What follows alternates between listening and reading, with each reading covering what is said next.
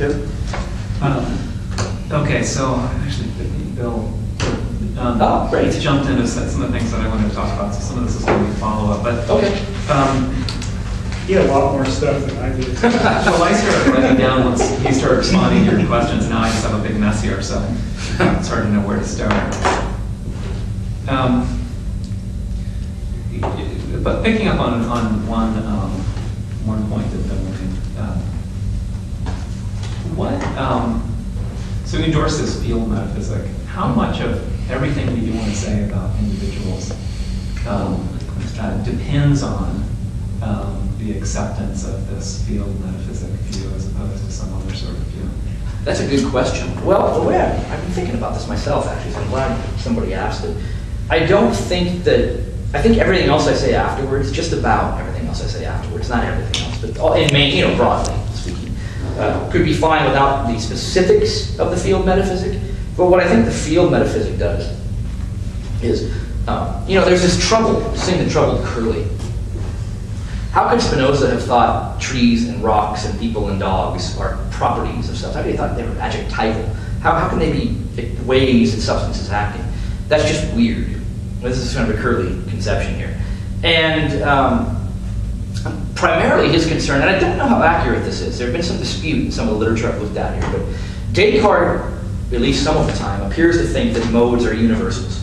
So, red, roundness, maybe not red, but at least roundness, I think is round, and not individual things. So individual things, Curly says, are the wrong logical type. Okay. So what his challenge is, the way he frames it, and I think he's right about this, is the traditional reading sees Spinoza as having this adjectival property reading. How can you do that? And it seems to me that the field metaphysic is a very good explanation of how you can do that. So what's important to me is the adjectival reading of modes of substance. And I think that's essential for what comes afterwards, because they can't be different things. Right, but so it sounds like Bennett's objection depends on a particular way of understanding what a universal is. I'm sorry, what a property is, right? That's right. That's right. Properties have to be universals. Curly's objection? Curly's objection. At least in his earlier work, it seems like that. And although in his later work, he's a little more. Right. So if we deny that assumption, which I think probably we should, and think about properties as particulars instead of universals, does the weirdness go away? Does the curl do we need a field metaphysic if we do that? I don't think so. I think now I find the field metaphysic to be a very good way of understanding this adjectivalness. So it doesn't just defend it. It's a very good way of making sense of how it works. But I don't think that you would need to necessarily adopt the field metaphysic. I think that, and De La Rocca argues this, that we shouldn't really read Descartes as seeing that properties must be universals or something like that. And if that's true, then one of Curly's main concerns, in fact, I think his main concern, the wrong logical type, fades away. So I think you could embrace a lot of it without the specifics of the, but I still think the field metaphysics makes best sense of a lot of the text, particularly that letter where men are neither created or generated, or generated or corrupted, they're just changed. Okay, well, just sort of following up on that, then I got the sense that one thing that was important about the field metaphysics is that you saw it as supporting a view that you call holism. That's true too. Right? Yes. And so let me ask the same question about holism now. Yeah. The field metaphysics. How much of what you want to say about the necessary and sufficient conditions for something being an individual, how much does that depend on the sort of holism that you want to adopt? There I would say a great deal. And although I would say, thinking back, I say the field metaphysic isn't absolutely essential for the holism, but the adjectival reading is. But the holism, I think, is, of course, and the holism, by the way, is just the view that things, at least some things, individual things, they can't be isolated entities, they only exist in a larger structure or a whole. And what I mean by that is that the whole has a sort of existence that cannot be reduced to all of its parts. In fact, it's the other way around. Not quite the other way around, but these parts have to be understood as expressions of the whole, operating in the whole. And this is exactly how I understand an individual to develop as we go along with it. That the difference between an individual and a pile of stones is, obviously it's the conatus, but one of the other differences is an individual is kind of a whole in the sense that a pile of stones isn't. So a pile of stones doesn't determine its nature at all. Its nature is determined totally externally. But me is a biological organism. Something about this biological organism is the kind of whole that makes the parts do what they do. So my heart is the way it is, my kidneys and whatever else. Because there's this sort of holistic blueprint or nature to me that makes the parts kind of function and relate in the way that they do. So I think it becomes quite essential. But does the holism that get supported by the field metaphysic, which seems to be a sort of holism about the universe? Oh, sure, sure. Does that, how does that get you this point that you want to make about individuals? Oh, okay. What's the relation between the sort of holism that you would get, or at least is supported by? I don't think you say that it sort of follows from. Yeah, supported by. Yeah. How does that get you? Or what's the relation between that and this sort of what you're just talking about? Oh, the holism of the universe as a whole. Yeah. Oh, okay. Because that's what the field metaphysics seems to be to be making a claim about everything, right? That's true. That's true. And the holism, and I do say in the holism section that the whole universe should be seen as a whole too, right? Substance and all of it. What I think is there's that passage where Spinoza, in fact, let me pinpoint it. And this is on page 40 of the dissertation. And it's the part about individual dilemma on individual bodies.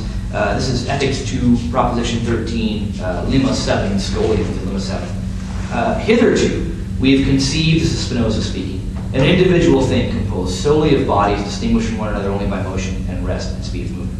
That is, an individual thing composed of the simplest bodies.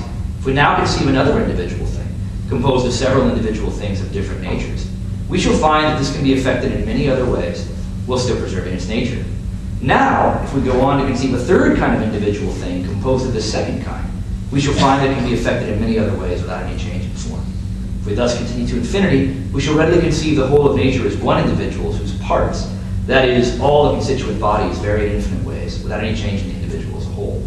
So I take that passage to mean, and this is interpretive here, of course, but I take that passage to mean that ultimately reality is made up of individuals, and that it's really sort of a hierarchy of individuals from the simplest bodies to the highest. And so the only way to really understand the world is this sort of individuals within individuals framework. I guess that's how I see it. Well, see, I see how that text supports that picture. I was asking about what the relation between this, the holism that you get from the field metaphysic. Oh, I think it's the same kind of holism, if that's the... So the whole that applies to the infinite individual, for example, the whole thing, it's the same kind of holism at work everywhere else. So once you've established the holism, you can think in terms of wholes. I don't know if that is what you're asking, or... Well, okay, that's Is that- I'm satisfied. Okay. In this passage, actually, I might shift gears. Am I okay with time? I might shift gears here a little bit and ask about. So, an organism is taken to be sort of a paradigmatic. That's how I think of it. Individual, right? Yeah. But the first texts that you start with are these texts that look like a individuation in a Cartesian plenum, right? Right. Where I'm sort of torn. There are a lot of questions about this, right? Right. But individuation looks to be in terms of the sort of similarity, the common motion of the parts, or something like that, right? Of course, in a plenum, this is going to be extremely messy, and I think it sort of pushes you into thinking that it might even be phenomenal or something to a certain degree. But what's does a stone, let's say, count as an individual on the way you're thinking about individuals? Well, it's a difficult question simply because it's possible. There's several ways you could approach this. Jonas approached it in a way that first appealed to me, but no longer does. And you can see this tension in the text. It's hard, But Jonas says, well, really, everything's an organism. The whole world is organic. Everything's an organism, or part of an organism, I should say. An organism is part of an organism. And I don't think that's true, although it is fair to say, given Spinoza's stringent kind of naturalism, there isn't going to be a clear dividing line between the organic and the it's all going to be degree. But the short answer is a stone an individual? I'm going to say, in a certain sense, yes, it does have a kind of conatus. It does have a sort of striving to stay. And if I punch it, it won't brittle apart. So in a certain sense, yes, but there is this notion in Spinoza that almost seems, there's a strong notion on an organism striving to perfect itself, striving to enhance itself, striving to preserve itself against the forces of its environment. Stone does that to some degree, but when you think of that, your mind jumps to organisms. And indeed, when Spinoza talks about it, he doesn't give very many examples, but he either speaks about a human being or like a horse. And, and this has led some scholars, I think, to say individuals are organisms. But I don't think so. I think individuals are bodies that are simply complex enough that they hold a certain kind of tight unity and try to preserve it. And that would include, I think a stone would be included as a kind of individual.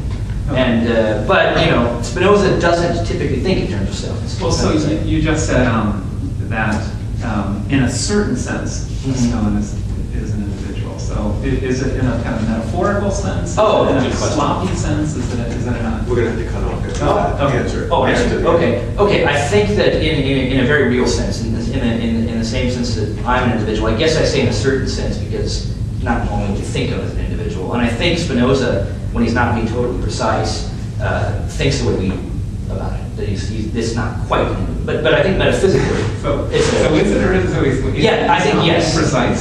Well, I think sometimes he uses the word individual less systematically, and he tends to be more individual more in the sense that we mean in our common parlance. Okay. It can continue. All right, I'm dying to continue. Yes.